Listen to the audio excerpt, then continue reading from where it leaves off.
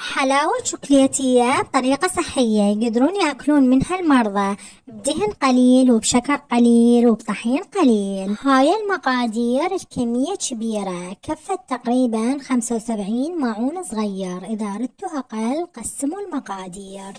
أني خليت هنا قلاصين حليب وقلاص واحد طحين. هذا الحليب هو ديالاك كامل الدسم. الحليب كل ما أكثر كل ما تصير الحلاوة أطيب وتصير أخف وتصير صحية أكثر.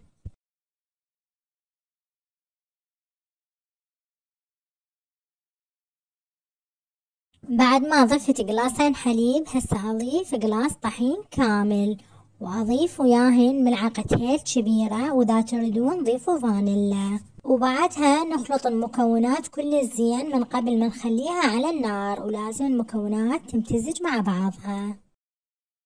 نخلي الطاوة على نار هادئة كلش ونقلبها كل دقيقتين بحيث أبدا منعوف الحليب يحترق،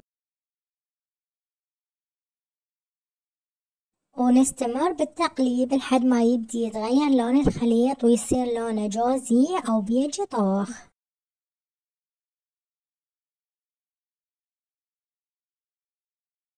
ومن نوصل لهذا اللون وهاي المرحلة نضيف زبد ونضيف دهن. أنا هنا ضفيت قلاص واحد من الزبد والدهن مجموعين.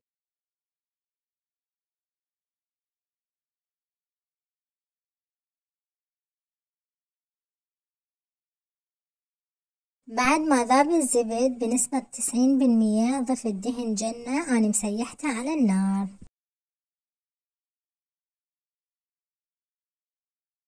بعدها أبدي أمزج الزيوت مع الخليط مال الطحين والحليب، مزج كلش زين بحيث يتداخلن وما تبقى أي تكتلات.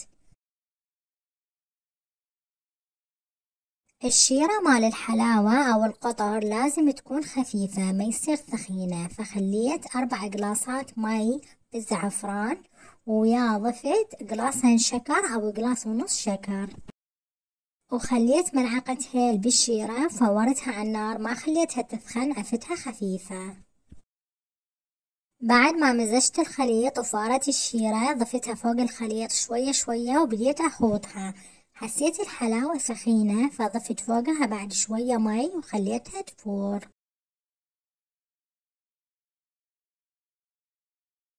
هيجي حلاوة بهذا القوام وبهذا الطعم الطيب الخفيف اللي ما بيه هواية زيوت ولا بيه هواية شكر.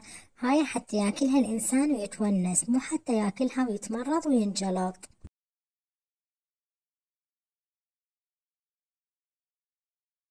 احنا الحمد لله والشكر الله رازقنا صحة، وهاي الصحة لازم نحافظ عليها. ناكل مو ما ناكل، بس ناكل بطريقة عقلانية بطريقة ذكية، مو نجي ونهبد.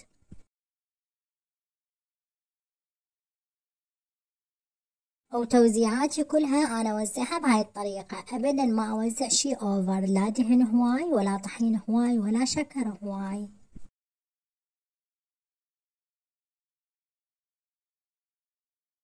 وكل اللي يذوقون أكلي يسألوني ليش أكلش طيب وخفيف، ليش ما يأذي المعدة، وهذا هو السبب. أستخدم أولا مواد زينة، وثاني شي أبد ما أبالغ بالدهن أو الشكر أو البهارات.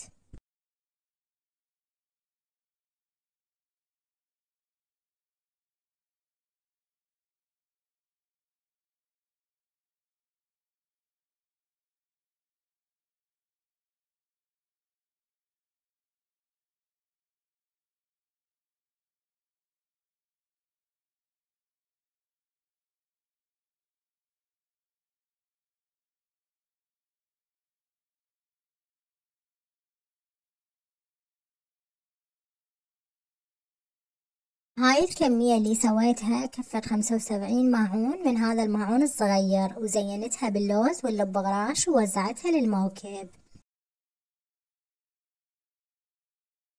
أكلوها بألف عافية وعجبت الكل، وما لقينا بس الماعين مشمرة، طلعنا لميناهن ونظفنا المكان.